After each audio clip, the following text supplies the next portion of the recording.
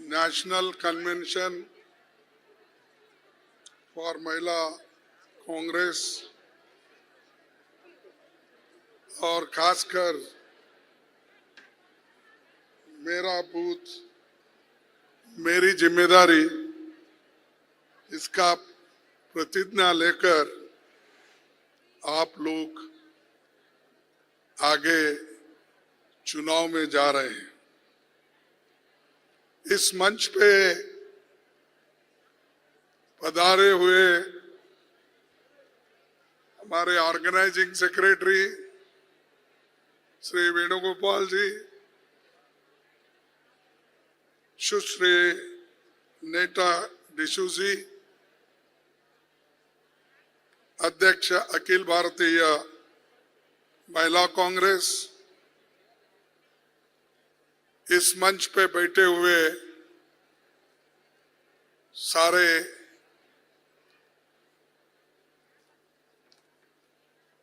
हमारे जो पूर्व अध्यक्ष महिला कांग्रेस, नेशनल महिला कांग्रेस के ऑफिस बेयरर्स और खास करके जो कन्याकुमारी से लेकर कश्मीर तक जो महिलाएं आए हैं और जो ब्लॉक कांग्रेस के प्रेसिडेंट यहाँ पर पधारे हैं, मैं उन सभी को धन्यवाद करता हूं, क्योंकि लीडर्स तो दिल्ली में बहुत मिलते हैं, लेकिन ब्लॉक से दिल्ली तक आना और इस कॉन्फ्रेंस में प्रतिज्ञा लेना एक बहुत बड़ी बात है। इसीलिए आप जो हिम्मत दिखाकर पार्टी के काम के लिए यहाँ पहुंचे हैं और दिल्ली में आपकी व्यवस्था भी अध्यक्ष महोदय ने किया होगा और उससे ज्यादा आपको बहुत बड़ा काम आगे करना है। तो इसीलिए इतने महिला इकट्ठा होकर जब पार्टी को मजबूत बनाने की बात आप कर रहे हैं और नेता डिसूजे ने अपनी बात बहुत हिम्मत के साथ रखी है, तो मैं उनको भी अभिनंदन करता हूं कि महिला को संगठित करके ये कार्यक्रम शुरू किया है। ऑल इंडिया महिला कांग्रेस द्वारा ये आयोजित इस सम्मेलन में आप सबका मैं तहे दिल से स्वागत करता हूं। नीता डिसोजा और उनकी टीम को भी मैं बधाई देता हूं। देश के हर हिस्से में महिला ब्लॉक कांग्रेस के अध्यक्षों को आमंत्रित कर प्रतिज्ञा उज्जवल भारत के नाम से जो आयोजन हो रहा है वो सफल हो, ऐसी मेरी कामना है। हमारी महिला शक्ति ताल कटोरा स्टेडियम 2 दिनों तक चिंतन मंथन करेगी, एक दूसरे के अनुभव से सीखेंगे, एक दूसरे को जानने समझने का मौका भी आपको मिलेगा। आगामी विधानसभा चुनावों और 2024 के लोकसभा चुनाव की तैयारी में आपका क्या योगदान हो, इसकी रणनीति भी यहाँ बनेगी और मेरा बूथ मेरी जिम्मेदारी नाम से एक प्रोग्राम भी लॉन्च जो हमने अभी किया है, कुछ और मसले एजेंडे में है, ये सब चुनाव में काफी मददगार होंगे। मैं ऐसा भरोसा करता हूं कि जो वायदे आपने हमको दिया है वो असेंबली इलेक्शन में और आने वाले पार्लियामेंट इलेक्शन में भी आप करके दिखाएंगे, ऐसा मेरा विश्वास है। महिला ब्लॉक अध्यक्ष की जिम्मेदारी, भूमिका और चुनौती को मैं अच्छी तरह जानता हूं, क्योंकि मेरी राजनीतिक यात्रा 1969 में ब्लॉक प्रेसिडेंट के रूप में ही शुरू हो गई। जब गुलबर्गे में इंदिरा गांधी जी पार्टी के 2 हिस्से होने के बाद आए थे, उस वक्त उनके साथ कोई बड़े नेता नहीं थे, सिर्फ छोटे छोटे यंगस्टर्स, युवा हम लोग थे। तब वो सभी यंग लोगों को चांस मिला, क्योंकि दूसरे नेता तो थे ही नहीं, सब एक एक करके भाग गए थे। तो 69 में मैं ब्लॉक कांग्रेस कमेटी का अध्यक्ष बना। फिर उसके बाद 2 साल में ही मुझे एमएलए बनने का मौका मिला, और जब से एमएलए मैं बना आज तक मैं कभी मेरा इलेक्शन खोया नहीं, जीतते आया। 19 अब मेरे को सतत 50 साल तो जीता, लेकिन बीच में थोड़ी अड़चन आई, लेकिन सोनिया गांधी जी ने झट से सिर्फ 6 महीने के अंदर मुझे फिर राज्यसभा में भेजा। मैं बहुत उनका ऋणी हूं। हालांकि हम कितना भी काम करने दो, लेकिन रिकॉग्नाइज करने वाले नेता हमको जब मिलते हैं तो बड़ी खुशी होती है। तो वो होने के बाद मुझे जो अध्यक्ष पद मिला, वो भी श्रीमती सोनिया गांधी जी और राहुल गांधी जी के कहने पे, यानी उनके सपोर्ट से ही मुझे मिला। ये सारी बातें हैं, और हम कहीं लॉबी करने नहीं गए, मेरे को ये दो वो दो, कुछ नहीं। चंद चीजें ऑटोमेटिकली आए, चंद चीजें जो आना थे वो नहीं आए, वो बात और है। लेकिन कोई निराश नहीं होना, मेरा आपसे भी यही एक सूचना है। मुझे क्या मिला, मैं इतने दिन से काम कर रही हूँ, मैं 35 साल हो गया, 30 साल हो गया, मेरा जवानी इसी में गुजर गई, मेरे को कुछ नहीं बना है। ये हम देश के लिए अपना योगदान दे रहे हैं, अपने आप के लिए नहीं है, ये लोगों के लिए एक सेवा है। गांधी जी को क्या मिला? क्या इस देश के प्रधानमंत्री बने? क्या इस देश के प्रेसिडेंट ऑफ इंडिया बने? लेकिन पूरा जीवन वो एक धोती, एक पंचा ऊपर डाल के इस देश को आजादी दिलाए, और उन्होंने आज जो आजादी दिलाई उसके वजह से हम ये डेमोक्रेसी में सब कुछ देख रहे हैं, एमएलए, एमपी, मिनिस्टर्स, प्रधानमंत्री। इसीलिए मैं कभी कहता हूं कि बार बार जब मोदी बोलते हैं कांग्रेस ने क्या किया, वो क्या है मुझे मालूम नहीं, बार बार वही करते। 70 साल में क्या गए, अब जरा भूल गए। अरे 70 साल में बार बार हमको बोलते हैं, उसमें तो मोरारजी देसाई भी, अटल बिहारी वाजपेयी भी, और नेता लोग भी प्रधानमंत्री बने, विश्वनाथ प्रताप सिंह भी बने, देवेगौड़ा 11 महीने बने, और गुजराल बने, कितने लोग। ये सब छोड़ के वो बार बार कहते हैं कि कांग्रेस ने क्या किया। हम डेमोक्रेसी को बचा के रखा, आजादी को बचा के रखा, संविधान को बचा के रखा, इसीलिए तो आप लोग जिंदा है।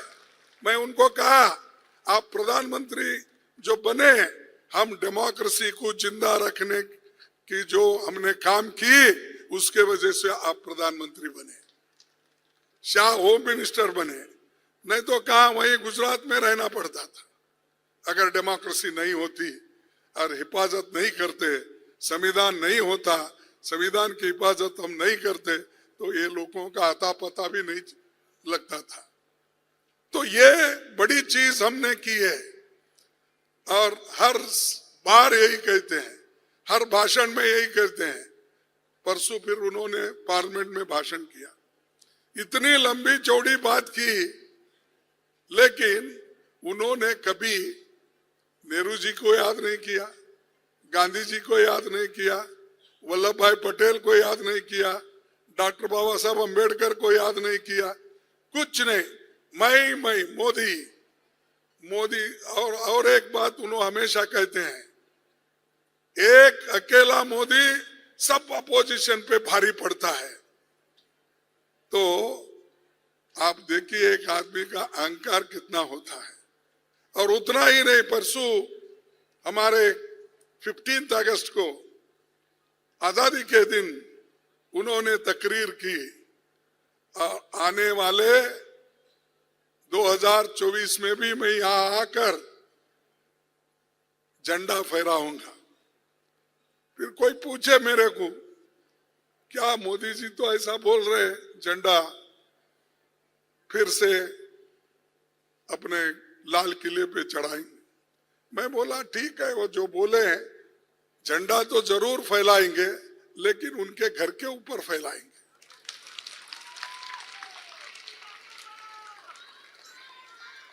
लाल किले पे नहीं, अपने घर पे जरूर चढ़ाएंगे।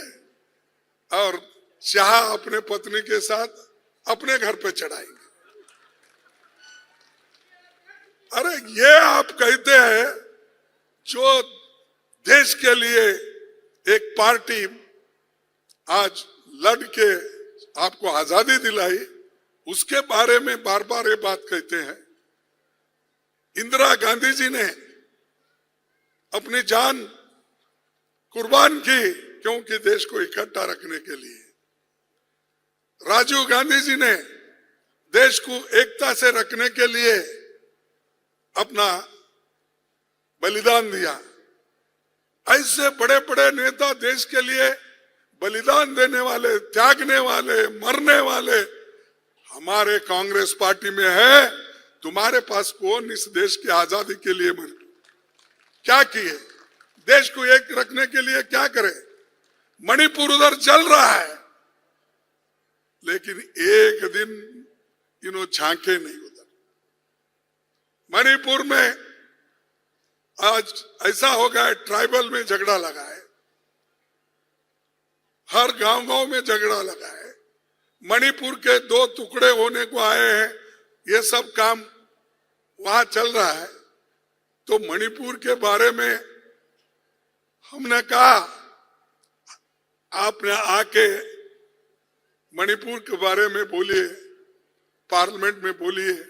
हमने बहुत उनको रिक्वेस्ट किया, लेकिन वो नहीं आए। लोकसभा में आए जब अविश्वास प्रस्ताव वहां रखा गया, नो कॉन्फिडेंस मोशन, उस वक्त आए। अब राज्यसभा में नहीं रख सकते हम, क्योंकि वहां वो रूल्स नहीं है।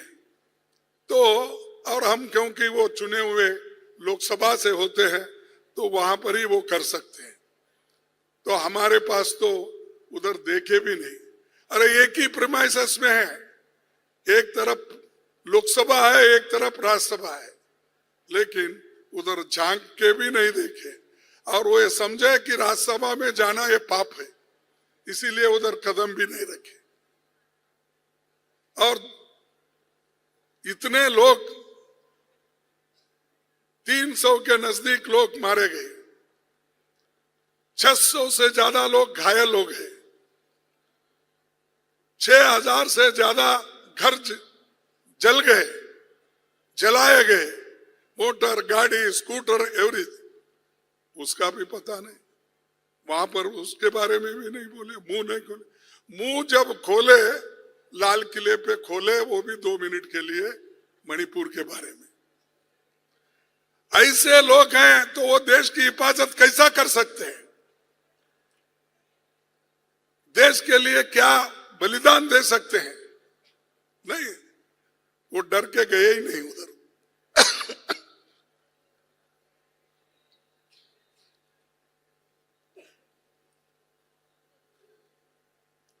लेकिन हमारे नेता,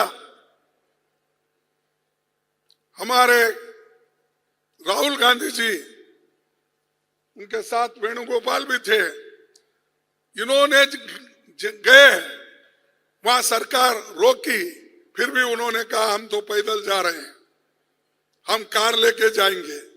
जब वो रोक दिए, आखिरी में वहां की सरकार ने हेलीकॉप्टर की व्यवस्था की। उस वक्त राहुल गांधी, वो तो ना एमपी है, वो अब फिर रीइंस्टेट हो गए, उस वक्त नहीं थे, या कोई मंत्री नहीं थे, कुछ नहीं। लेकिन वो अगर जा सकते मणिपुर में गरीबों की हालात देखने के लिए नागरिकों की हालात देखने के लिए, मणिपुर के स्त्रियों को वहां पर जो रास्ते पे उनको लाकर उनके साड़ियां खींच के जो ये वहां पर एक घटिया दर्जे का काम हुआ, वो काम के लिए, वो देखने के लिए खुद यहाँ राहुल गांधी गए। लेकिन इन्होंने जाके आने के बाद भी नहीं गए। कम से कम हिम्मत आता ना, अरे राहुल गांधी गए, हम क्यों नहीं जाना? लेकिन वो भी हिम्मत हार गए, चर्चा को तैयार नहीं है। महिलाओं की क्या रक्षा करते हैं? वहां पर महिलाओं को रेप किया जा रहा है, महिलाओं को साड़ी खींच के फिरा रहे, और महिलाओं को घर छोड़ के भागना पड़ रहा है, उनके बच्चे मर रहे हैं, उनके पति मर रहे हैं, उनके अगर किसी की पत्नी है तो पत्नी मर रही है, ये लोग सब मर रहे हैं। दिल्ली में बैठ के यहां से इलेक्शन का प्रचार करते फिर रहे। मध्य प्रदेश में गया और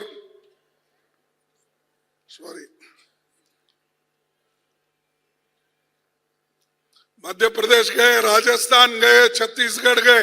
अरे यहां जाने को, इलेक्शन की प्रचार करने को आपको वक्त मिलता है। मणिपुर में इतना सत्यानाश हो रहा है, आप जा नहीं सकते, वहां समाधान नहीं कर सकते। नहीं, उनको समाधान करना नहीं, ये जोड़ने का काम नहीं करते, तोड़ने का काम करते हैं। राहुल गांधी जी ने तो 4500 किलोमीटर पैदल चले। भारत जोड़ो उन्होंने किया, लेकिन मोदी भारत तोड़ो काम करते हैं। और अगर इनको हमदर्दी होती, वो जाके आ सकते थे। अब 3 महीने के ऊपर वहां जल रहा है। तो इसीलिए बहनों, आपको ये प्रतिज्ञा लेना है कि किसी ना किसी सूरत में इस बीजेपी के सरकार को 2024 में आप हटाएंगे। ये एक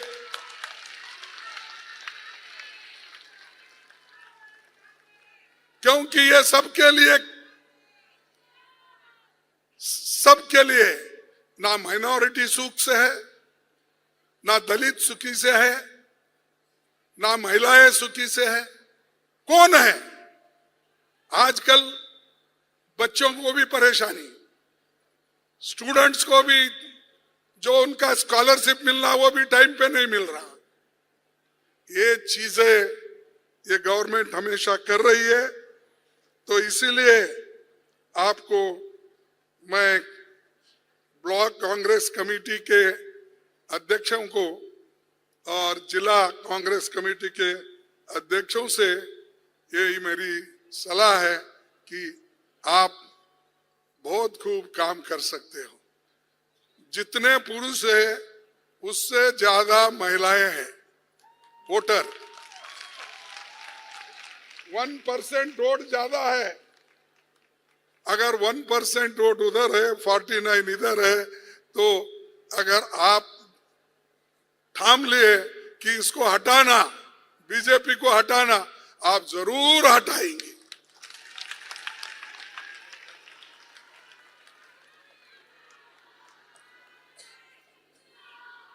भारत में महिला शक्ति का प्रतीक है। ये सम्मेलन उसी दिल्ली में हो जहां 1236 में भारत की पहली महिला शासक रजिया सुल्ताना ने उस दौर में सत्ता संभाली थी। पहली महिला 800 साल पहले, जब ये सोच में भी नहीं था कि एक महिला काम का संभाल सकती है। इस घटना के करीब 800 साल होने जा रहे हैं। भारत में हर क्षेत्र में महिलाओं का महान योगदान रहा। हमारे पास अक्का महादेवी, रानी दुर्गावती, राजमाता जिजाबाई, कित्तूर रानी चन्नम्मा, रानी झांसी, बेगम हजरत महल, सावित्रीबाई फुले, ऐसे महिलाएं क्रांति की है इस देश में। अगर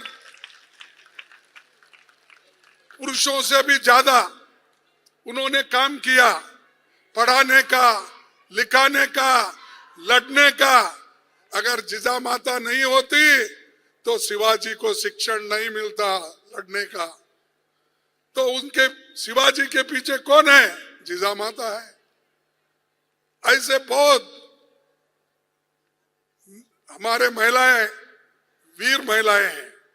तो ये एक बार उठे तो सबको संभालना मुश्किल हो जाएगा।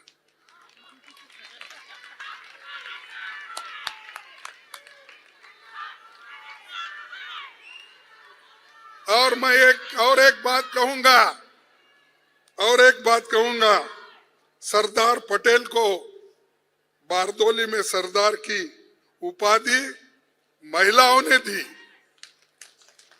सरदार का जो टाइटल दिया वो महिलाओं ने दिया, कोई पुरुष ने नहीं दिया।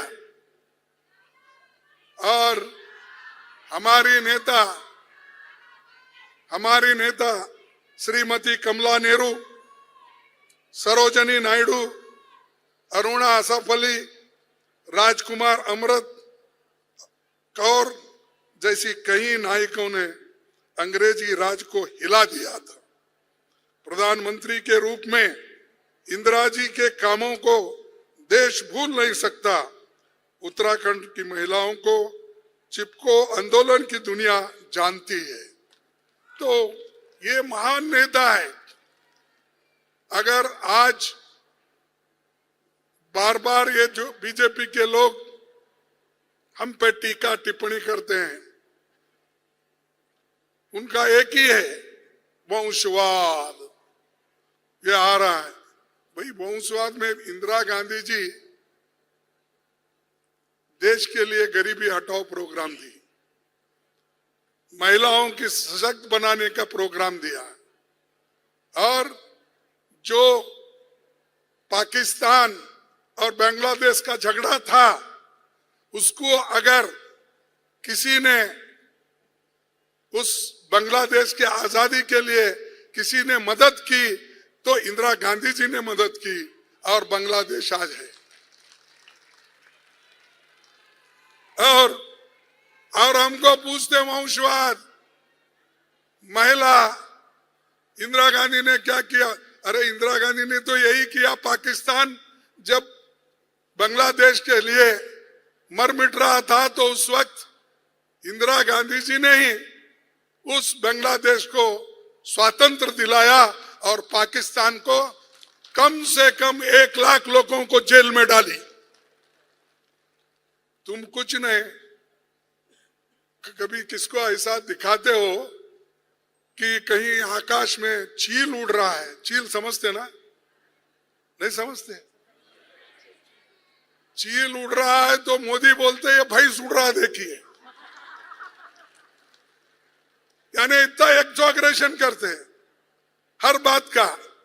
अरे इंदिरा गांधी जी ने जो काम किया हिम्मत के साथ, वो देखिए। सिर्फ टीका करने से कुछ नहीं होता। अब भाइयों बहनों छोड़ दिए हैं, अब बोल रहे मेरे परिवार वालों, मेरे परिवार वालों, आप देखिए मैं इतनी कोशिश किया, ये अपोजिशन पार्टी वाले मुझे ऐसा कहते हैं, हाँ इंडिया ऐसा कर रही है। अरे इंडिया ऐसा कर रही है, रो मत भाई, तुम भी फाइट करो ना। क्यों रो? ऐसा कर रहे वैसा कर रहे, हम तो लड़ रहे हैं। आपके जो अनेक हमारे लोगों को सता रहे हैं, अपोजिशन के लोगों को सता रहे, ईडी का उपयोग कर रहे हैं, सीबीआई का उपयोग कर रहे हैं, और जो नेता आज तक कहीं कलंकित नहीं, उनको भी अंदर डाल के हमारे कांग्रेस पार्टी को सता रहे। लेकिन कांग्रेस पार्टी डरने वाली नहीं है। जब तक आपका साथ है और आगे हम बढ़ने।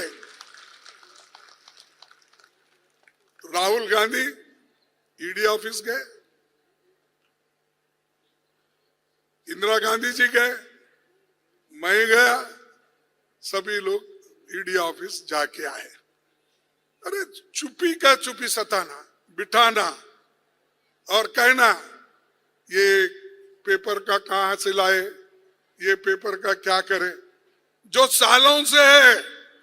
और वही पेपर हिंदुस्तान के आजादी के लिए पंडित जवाहरलाल नेहरू जी ने उपयोग किया, नेशनल हेराल्ड, उसकी भी आप ऐसी उसको ये बना रहे कि आप हरिश्चंद्र के बेटे हो और ये बाकी के लोग कोई नहीं इस देश के लिए किए नहीं। ये ऐसा एक भ्रम पैदा कर रहे हैं। तो उनको सबक सिखाएंगे आप ही, और हम आपके साथ रहेंगे, हम पीछे नहीं रहेंगे, हम साथ रहेंगे एक दूसरे के साथ, तो लड़ेंगे। और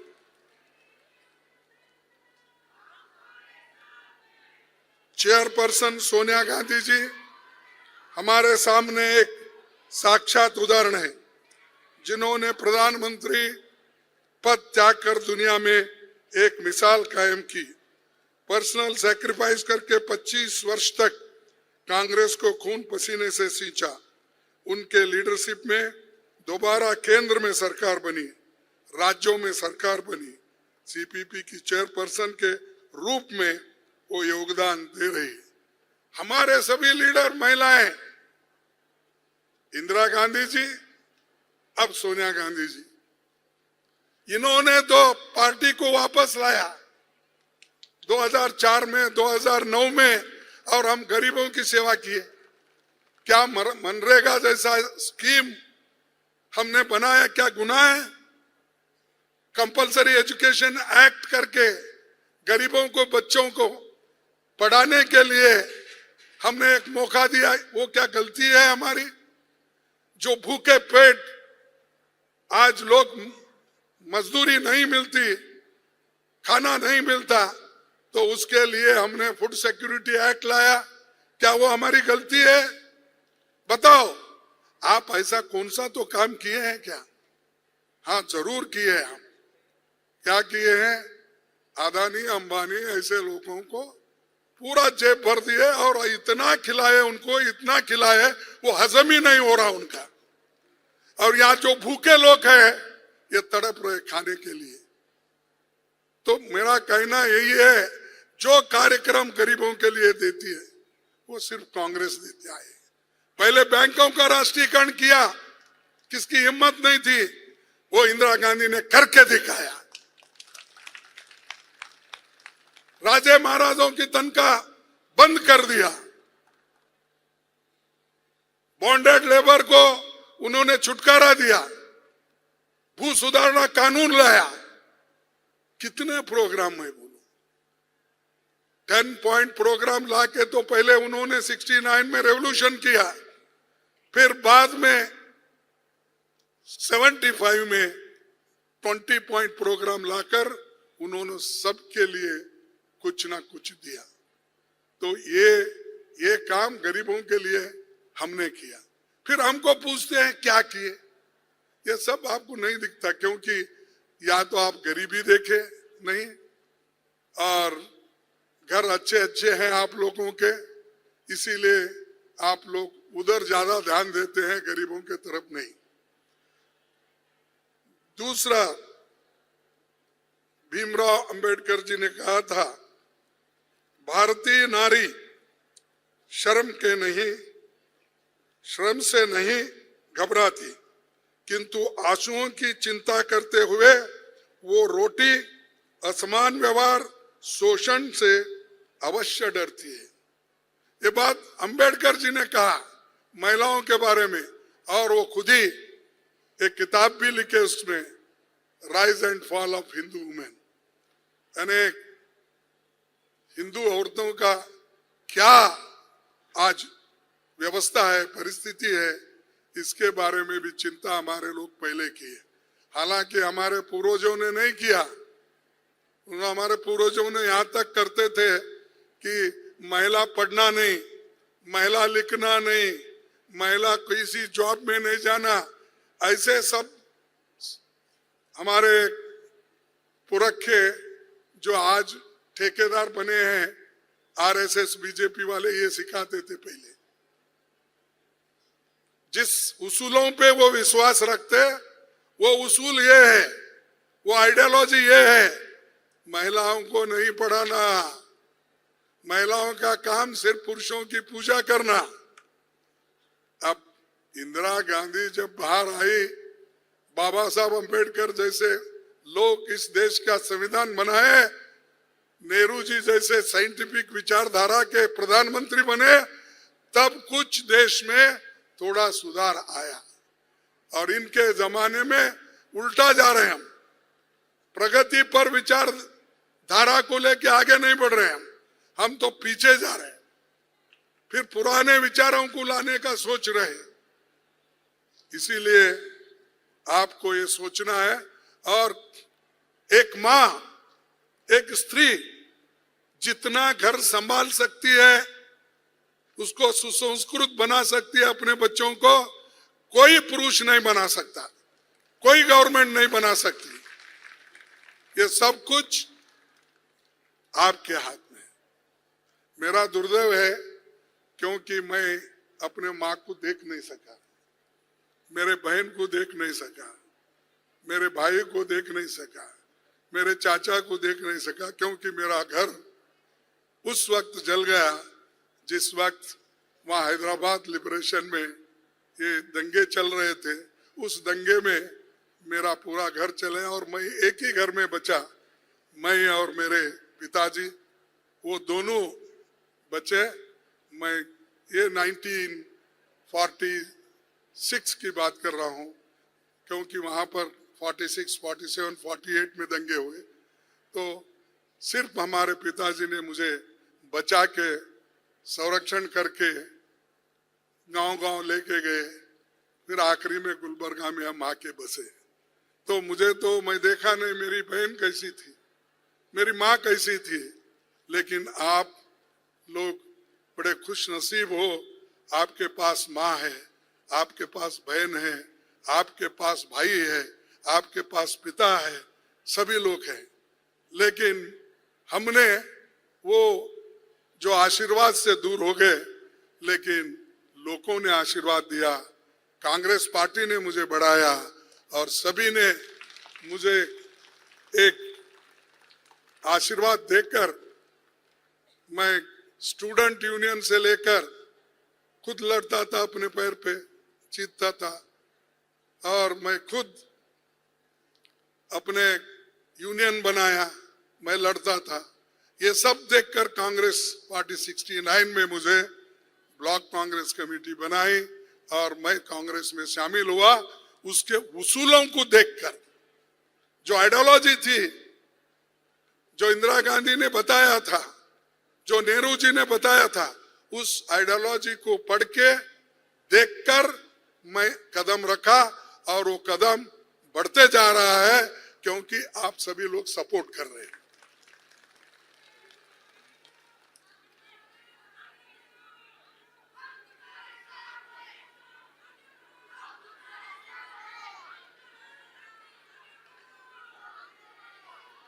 इस आपराधिक लापरवाही के कारण अभी भी मणिपुर बारूद के ढेर पर बैठा है। वो तो मैंने आपको बताया कि ये सरकार तो उधर देख रही नहीं और देखने की कोशिश भी नहीं कर रही, और जैसा राहुल जी ने अपना कदम वहां रखा और उन्होंने ये कहा शांति बना के लिए ये जरूरी है कि सभी लोग लड़ना, सभी लोग एक होकर मणिपुर के लोगों को मदद करना।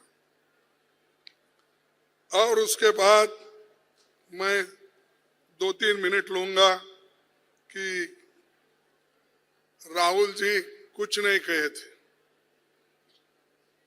अब हर इलेक्शन भाषण में कोई ना कुछ कहता है, तो वहां पर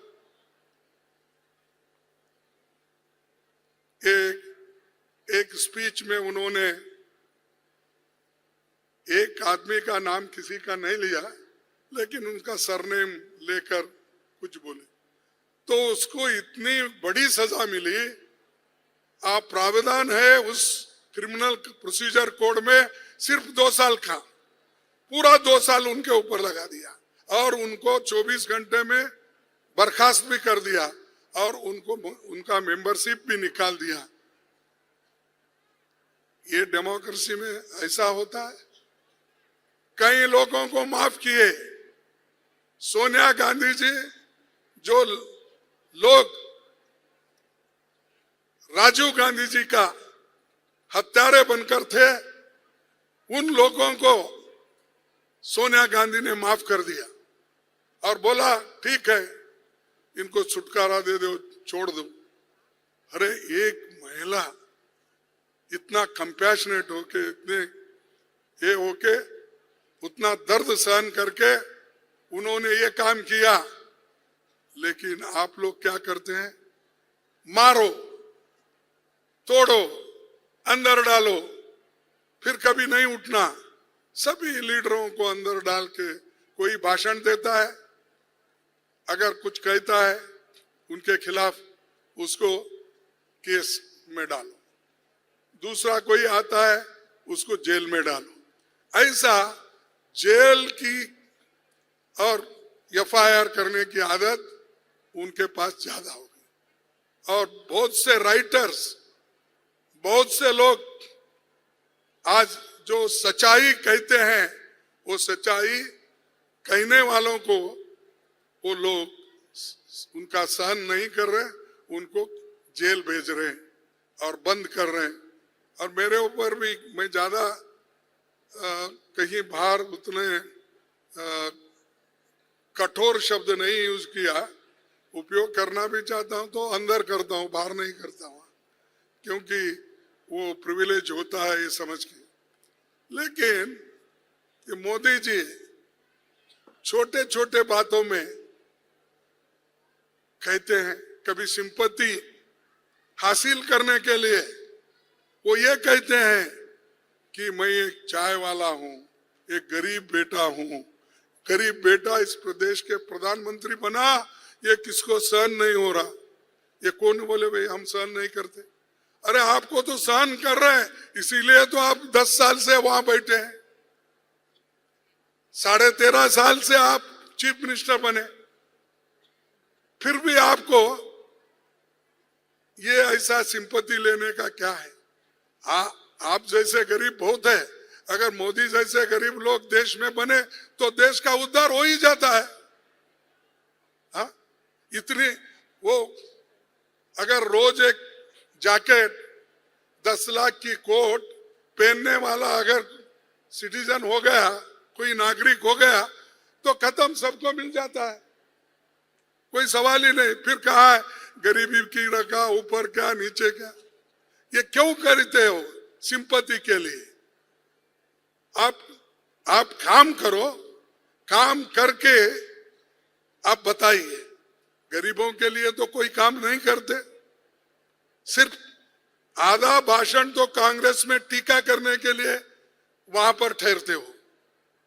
लाल किला हो या पार्लियामेंट हो या इलेक्शन भाषण हो, कांग्रेस के बगैर या राहुल गांधी के नाम लिए बगैर प्रत्यक्ष और अप्रत्यक्ष रूप से नाम लेना, वही बनाना, ये जो चल रहा है इसको आप तोड़ सकते हो, इनको आपका लेसन सिखा सकते हो इनको, तो आप ये काम करेंगे, ये मैं आशा रखता हूं।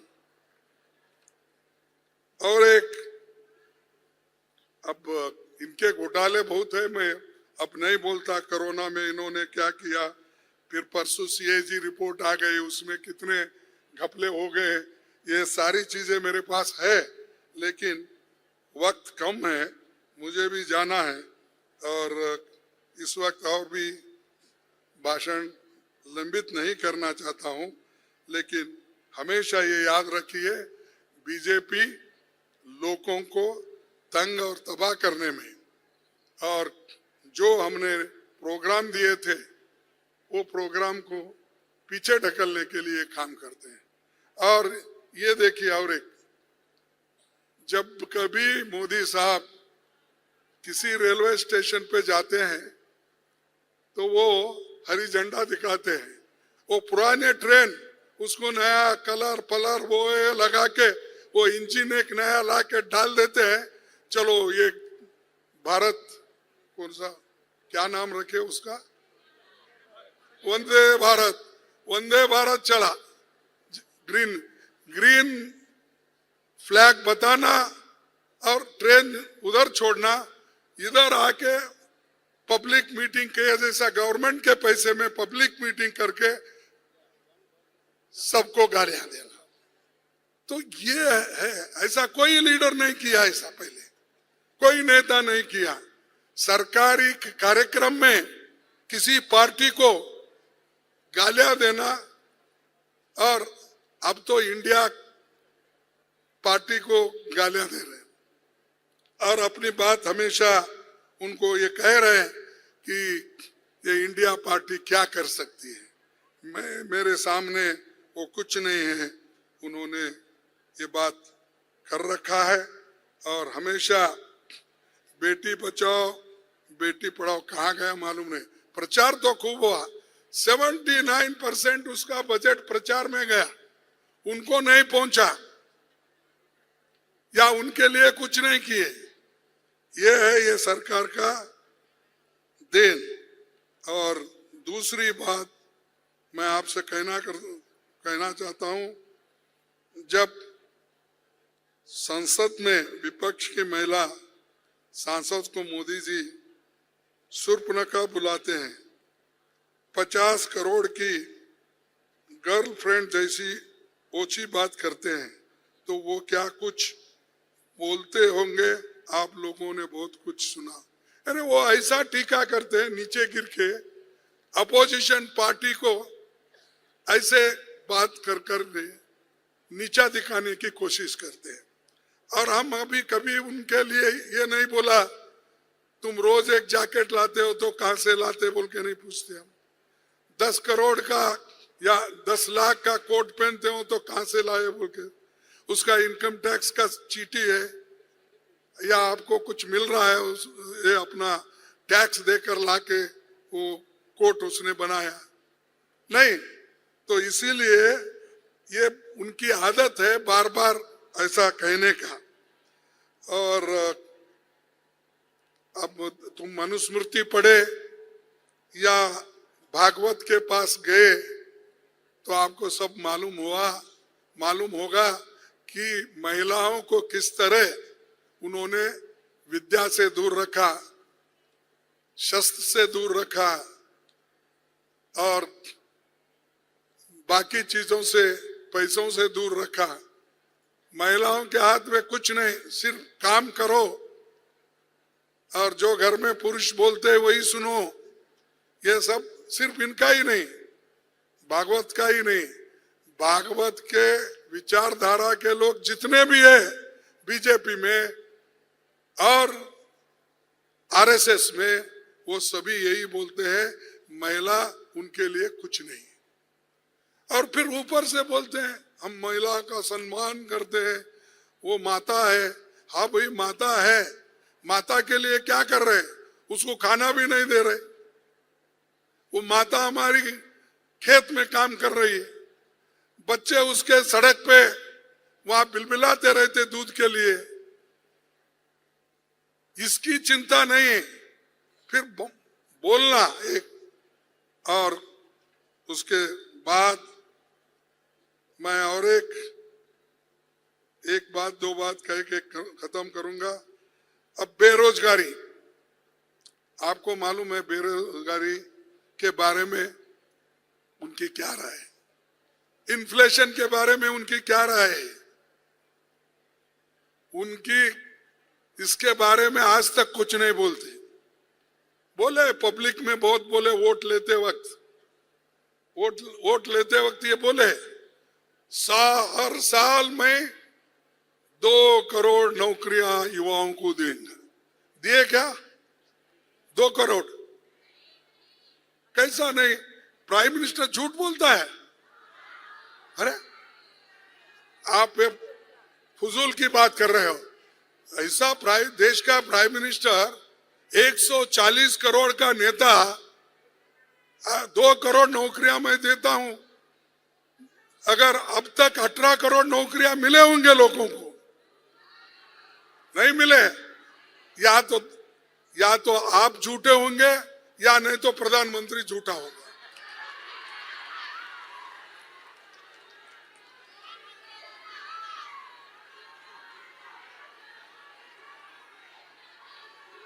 अच्छा छोड़ दो, अच्छा वो छोड़ दो भाई, छोड़ दो, वो झूठ बोला। और एक बात, हर एक लोगों को, हर एक फैमिली में उनके जेब में 15-15 लाख रुपए डालने की बात किए थे, मिला? ये भी झूठ बोल रहे हैं आप, क्योंकि इस देश का प्रधानमंत्री इतना प्रामाणिक है और जो बोलता है वो करता है, आप उसको ऐसा बेईमान बोल रहे हैं।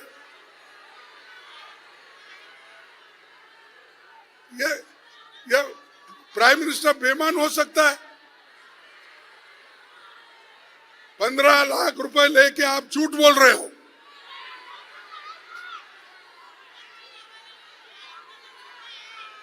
अच्छा छोड़ दो।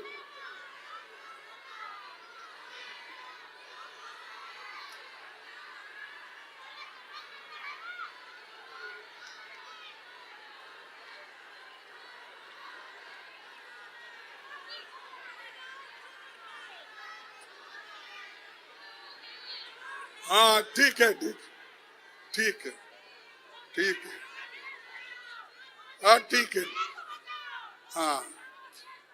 और इसीलिए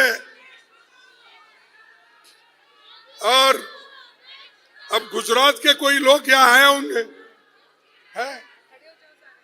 गुजरात के लोग है ना? अरे भाई आपको तो बॉम्बे से अहमदाबाद तक बुलेट ट्रेन आने वाली थी, आ गई।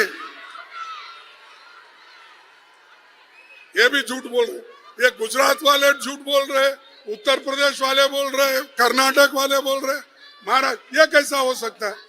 बाप बेचारा, हाँ।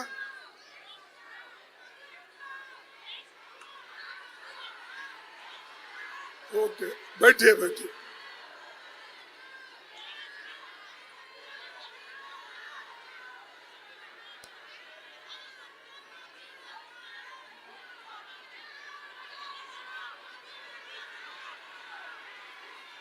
ओके ओके बैठो। थैंक यू ये आपका जो रिएक्शन है देखकर मुझे खुशी हुई। अगर यही रिएक्शन आप चुनाव में देंगे, काम करेंगे, तो उनका 12 बज जाएगा। तो इसलिए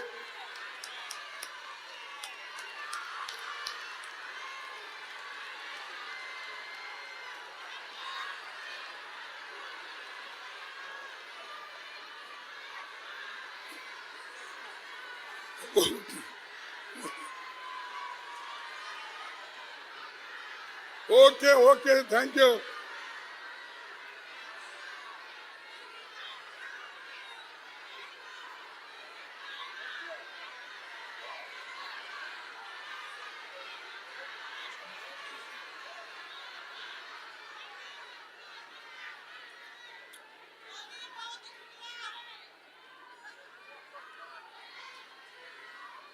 और आखिरी आखिरी एक बात बोलता हूं, बाकी बाकी का रिजर्व रखेंगे उधर जब आपके तरफ आएंगे बोल रहे। ये आखिरी एक एक हमारे पास कहने के लिए एक कहावत है या कविता है। देश में अगर औरतें अपमानित हैं, नासाद है, दिल पे रखकर हाथ कहिए देश क्या आजाद है। जिनका पैदा होना ही अपशकुन है, नापाक है। क्योंकि किसी के घर में बच्ची हो गई तो ऐसा वैसा मुंह मूंदते, बच्चा हो गया तो मुंह खोल के 32 दांत दिखा के हंसते हैं। तो ये जो है, जिनका पैदा होना ही अपशकुन नापाक है, औरतों की जिंदगी क्या खाक है। चुप है लेकिन ये ना समझो हम सदा को हारे हैं। राख के नीचे अभी भी जल रहे हैं अंगारे, तो जिंदा है। तो इसलिए बहनों, आप बड़े जोश के साथ आए हैं, आपका जोश ऐसा ही रहने दो। ये मुल्क का सवाल है, मुल्क को बचाने का सवाल है। और खासकर ये जो हमको वोट का अधिकार मिला, दूसरे देशों में महिलाओं को आजादी के साथ साथ वोट नहीं मिला। चाहे अमेरिका हो, चाहे लंदन हो, चाहे फ्रांस हो, बहुत से ऑस्ट्रेलिया हो, ये बड़े बड़े देश तो डेमोक्रेटिक बोलते हैं, लेकिन उनको वोटिंग का अधिकार कब मिला? आजादी मिलने के उनके 100 साल, 2 साल, 300 साल के बाद उनको वोटिंग का हक मिला। लेकिन यहाँ पर जवाहरलाल नेहरू जी और डॉक्टर अंबेडकर ने कॉन्स्टिट्यूंट असेंबली में संविधान बनाते वक्त ही महिलाओं को, पुरुषों को, गरीबों को, अमीरों को एक साथ वोट का अधिकार दिया। वो अडल्ट फ्रेंचाइज। आज सफाई कर्मचारी को भी वही वोट का अधिकार है। अगर कोई बड़ा सरमाएदार है, अमीर आदमी है, उसको भी एक वोट का। ये किसने किया? ये कांग्रेस ने किया, ये मोदी ने किया? नहीं, मोदी किया होगा। देखिए, ठीक है, इसीलिए जो कुछ उन्होंने किया भी नहीं, हमारे स्कूल में पढ़ के हमको ही ऐसा बोल रहे हैं आप कुछ नहीं किए। अब भाई हम कुछ तो कुछ किए हैं, इसलिए आप लोग जिंदा है। नहीं तो यहाँ गेहूं नहीं मिला, बाहर का गेहूं लाके खाते थे, खाना नहीं मिलता था। बड़े बड़े कारखाने बनाए, IIT बनाए, इंजीनियरिंग कॉलेज बनाए, ये सब किसकी देन है? फिर बस है, तुम जाके बोलो तुम कुछ नहीं करे, बोलो ये करे सो है, उनको घेरो और बोलो। सबको मेरा धन्यवाद। और आपने जो बहुत ही पेशेंटली सुना, बहुत लंबी बात करने के बावजूद भी आप मुझे सहन किए, यही बड़ी बात है। आप सबको मेरा नमस्कार, धन्यवाद।